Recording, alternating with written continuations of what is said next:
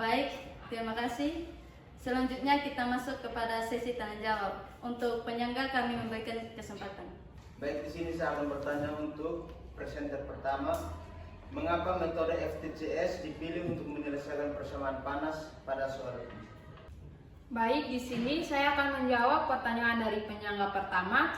Alasan kami menggunakan metode forward time center space karena metode ini merupakan metode eksplisit. Artinya, nilai suhu pada waktu sebelumnya dapat kami langsung hitung tanpa menyelesaikan sistem persamaannya. Dan metode ini sangat efisien dan mudah diimplementasikan dengan tingkat akurasi yang memadai serta analisis kestabilan yang jelas, sehingga metode ini sangat cocok untuk simulasi numerik persamaan panas. Baik, saya akan bertanya kepada presenter 1. Bagaimana pengaruh perubahan nilai T akhir terhadap langkah waktu jika nilai delta T-nya itu tetap? Baik, selanjutnya saya akan menjawab pertanyaan dari penyangga kedua. Sini jika nilai delta T tetap, maka perubahan nilai T akhir akan mempengaruhi jumlah langkah waktu yang dibutuhkan dalam suatu simulasi numerik. Artinya, jika delta T tetap, maka semakin besar T akhir dan semakin besar juga jumlah langkah waktu atau iterasi yang dibutuhkan dan sebaliknya. Sini langkah untuk menghitung langkah waktu total atau jumlah iterasi waktu dengan menggunakan rumus N sama dengan T akhir dikurang T awal dibagi dengan delta T.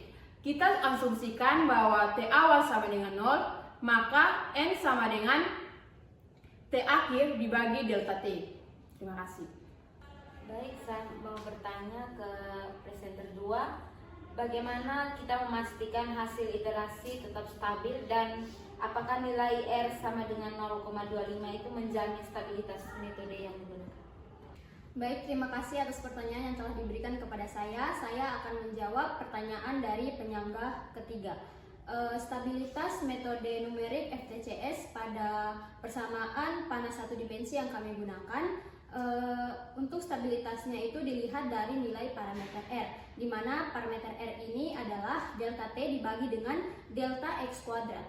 Nah, untuk syarat stabilnya itu nilai dari R ini harus kurang dari sama dengan 1/2. Sehingga apabila nilai R ini lebih besar dari 0,5 atau 1/2, maka solusi dari persamaan numerik akan tidak stabil atau nilai yang meledak. Kemudian pertanyaan yang kedua, apakah nilai R 0,25 itu menjamin kestabilitas?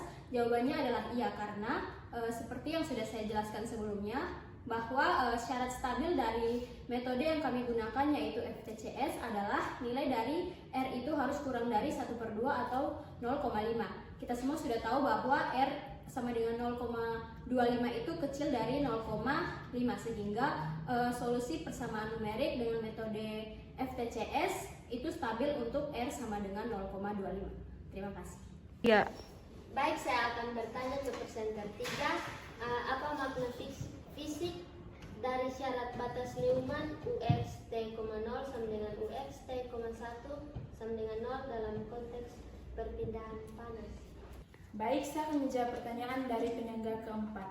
Jadi, dalam konteks perpindahan panas, syarat batas Newman UX T,0 sama dengan 0 dan UX T,1 sama dengan 0 secara fisik berarti yang pertama, ujung batang dalam konteks ini mengacu pada suatu media dari suatu persamaan panas satu dimensi tempat panas itu mengalir terisolasi secara termal, yang berarti tidak kehilangan ataupun menerima panas dari luar.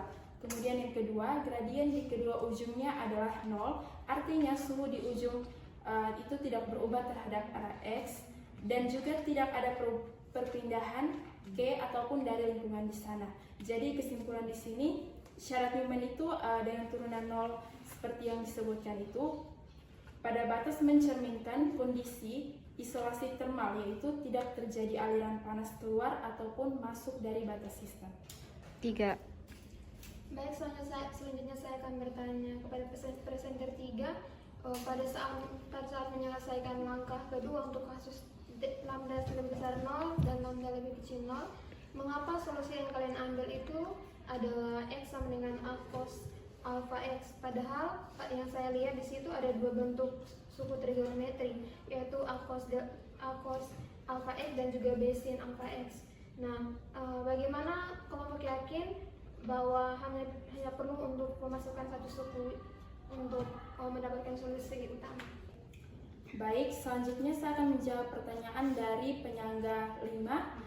Untuk pertanyaan tersebut dapat dilihat pada penyelesaian kasus 2, langkah 2, yaitu menyelesaikan persamaan panas untuk X besar, X kecil.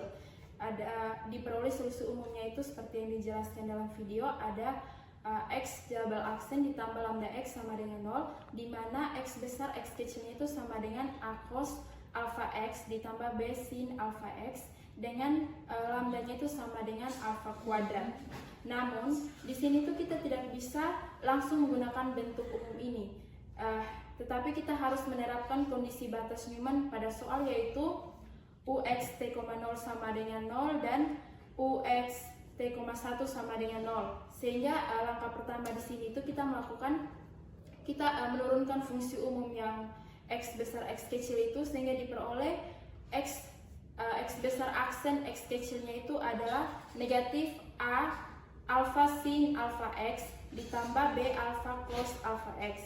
Nah, kita menerapkan syarat batas pada soal ini ke dalam turunan fungsi umum, sehingga diperoleh untuk syarat batas yang pertama, yaitu X aksen 0 itu diperoleh minus A alfa dikali 0 ditambah B alfa dikali 1 itu sama dengan B alfa sama dengan 0, sehingga B nya sama dengan 0. Kemudian syarat yang kedua, yaitu X aksen 1 sama dengan 0 ketika diterapkan ke dalam turunan fungsi umum itu diperoleh X aksen 1 sama dengan negatif A alfa dikali sin alfa dikali 1 itu sama dengan 0, sehingga diperoleh sin alfanya sama dengan 0 atau alfanya itu sama dengan N kali Pi, di mana N nya sama dengan 0, 1, 2 dan seterusnya, sehingga X besar X kecil itu diperoleh A cos NP alpha NPX. Jadi di sini suku sinus B sin alpha X itu tidak memenuhi kondisi batas Newman di X sama dengan 0 karena dianggap memaksa B-nya itu sama dengan 0, sehingga satu-satunya bentuk yang memenuhi kedua syarat batas Newman adalah X besar X kecil sama dengan A cos NPX. Jadi ini itu menjadi salah satu alasan matematis yang menjamin bahwa hanya suku kosinus yang dipertahankan dalam penyelesaian kasus ini.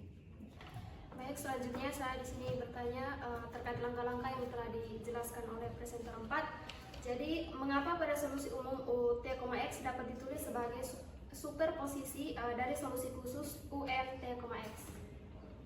Baik, di sini saya akan menjawab pertanyaan dari penyangga 6. Solusi umum UT,X dapat ditulis sebagai superposisi dari UN,T,X solusi khusus. Itu karena kasus yang kami selesaikan di sini merupakan persamaan panas satu dimensi dan bersifat linear dan homogen, sehingga prinsip superposisi itu berlaku, di mana superposisi dari solusi khusus juga merupakan superposisi dari solusi umum, yaitu solusi khusus UT,X sama dengan